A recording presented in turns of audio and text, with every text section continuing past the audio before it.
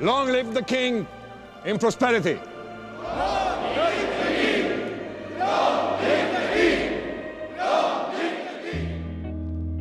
Hey, I'm Danny Boyd.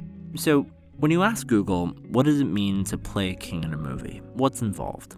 You get something along the lines of, well, you should move in a way that reflects your authority. You should speak with a commanding tone. When I owe no more to the future. Dress in regal wear that demonstrates your position of state. You should fill the room with your authoritative presence. In other words, well, be kingly. If you talk like a king, walk like a king, then surely a king you must be. But that's not exactly true, is it? Be quiet! I order you to be quiet! Order? Who does he think he is? I'm your king. Well, I didn't vote for you. You don't vote for kings. You can act kingly and be doubted narratively. You can play a false king and be believed. He looks great, our king! King. What I want to explore today is an alternative definition as it pertains to filmmaking and storytelling, that when playing a king, when directing a king, that it isn't about what you say or how you say it, how you stand or what you wear, or even what the words on the page claim that you are. Portraying a king is about dynamics. It's not about you, it's about how all the other actors, all the other characters behave, stand, sit, kneel, move, or are placed in relation to you. It's the way a room responds to a hand gesture, or how it laughs at a joke. Well, love. But let's delve a little deeper.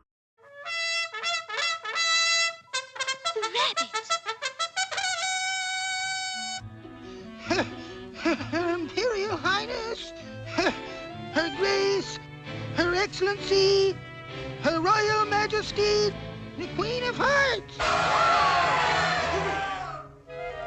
And a king. One of the things about playing a king that they teach you at drama school, they say, look, you can't ever be the king. Everybody else has to let you be the king. So it's all about everybody else in the room's reaction to you.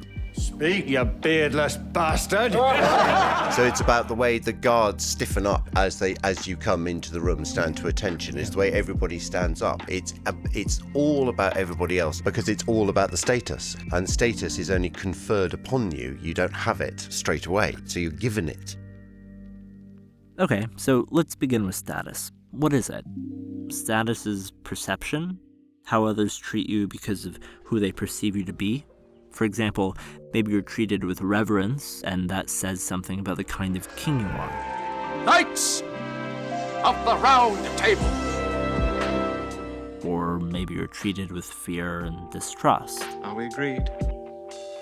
Monty Python showed us status being deflated when a character is treated with indifference.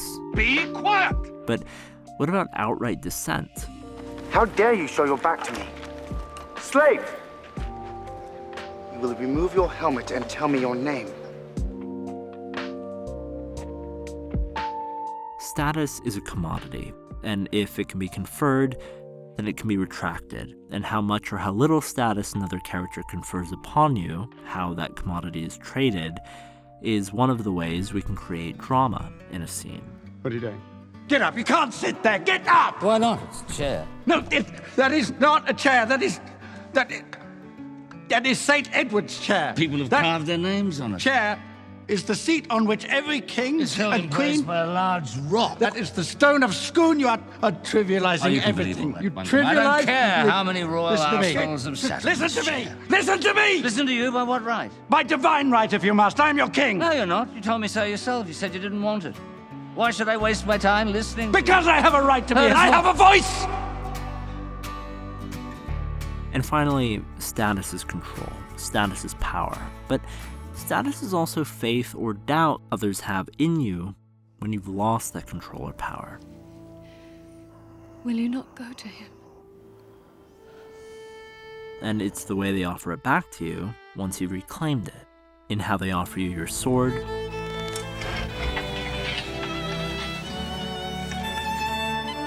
in how they kneel before you en masse. Hail Theoden King!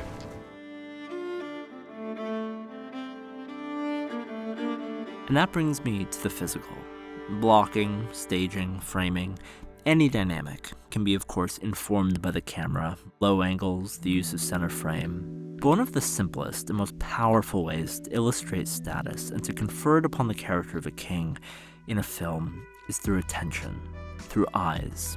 It's how a room stands in formation, still, silent, waiting, how others and how many others accommodate you. It's about illustrating a hugely disproportionate power dynamic, and the more bodies you have, the more eyes you have, the greater the illustration is. But of course, all this can go the other way too, and by now we're getting more into the narrative side. We watched what it looks like when status is antagonized, challenged, but can it be taken away entirely? In Labyrinth, Jareth's status as king is predicated on Sarah's belief that he is in control. You're the Goblin King. I want my brother back, please, if it's all the same. What's said is said. And what happens when that belief or understanding changes? Just let me rule you, and you can have everything that you want. My kingdom is great. My kingdom is great.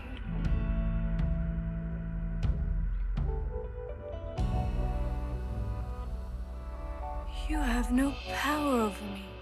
You have no power over me.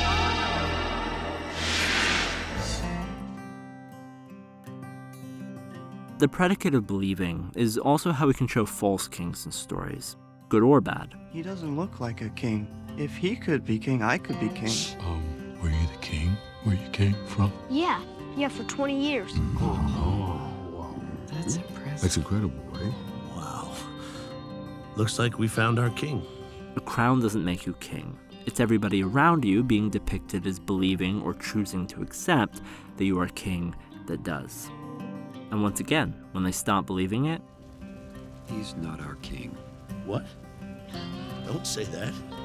How could you say that? Don't you dare say that. He's just a boy, pretending to be a wolf, pretending to be a king. That's not true. He's just like us. Oh, I don't listen to myself. That's not true.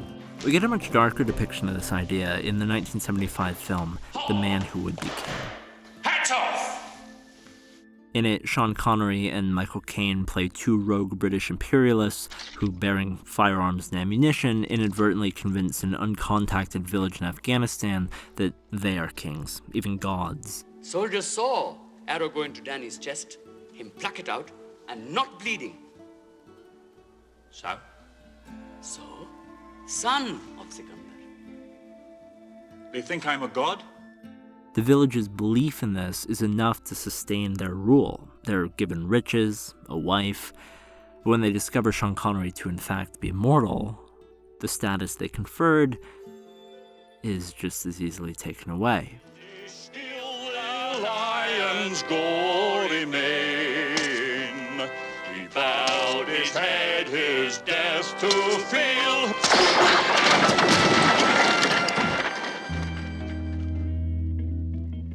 Now, I've been pretty literal with the prompt in this video, king's the occasional prince or emperor, but you can equate king with any number of roles.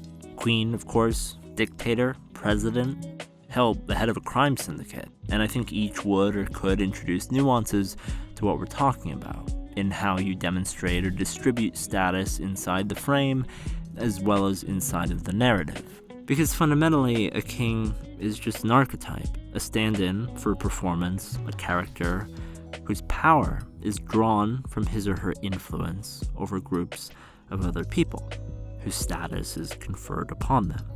Power and status shown through the action and reaction, the reverence or the defiance of everybody else in the room.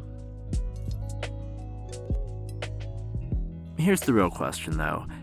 Who's your favorite king, in film or TV? Maybe it's too easy to say Aragorn. Ask me in the comments and I'll give a deeper cut, but I just did a whole video on him and the depth and dimensions of that character, and Viggo Mortensen's portrayal of him, it really is something remarkable. Oh, and by the way, that video, before launching on YouTube, was available to watch a whole month early over on Nebula.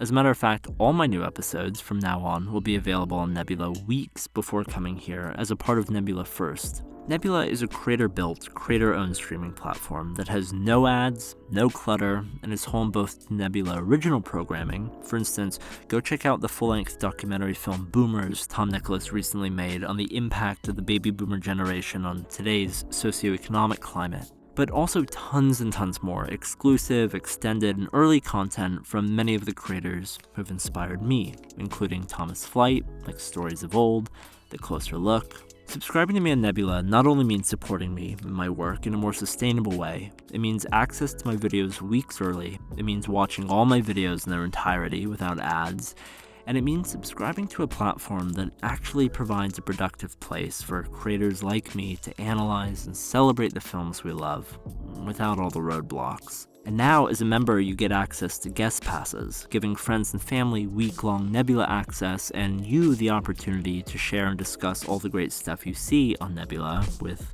the people you care about. If you join Nebula with my code, you can get 40% off a year's subscription, which comes out to just $36 for the whole year, $3 a month, if you go to go.nebula.tv/CinemaStix or use my QR code. I'm Danny Boyd. I hope to see you there.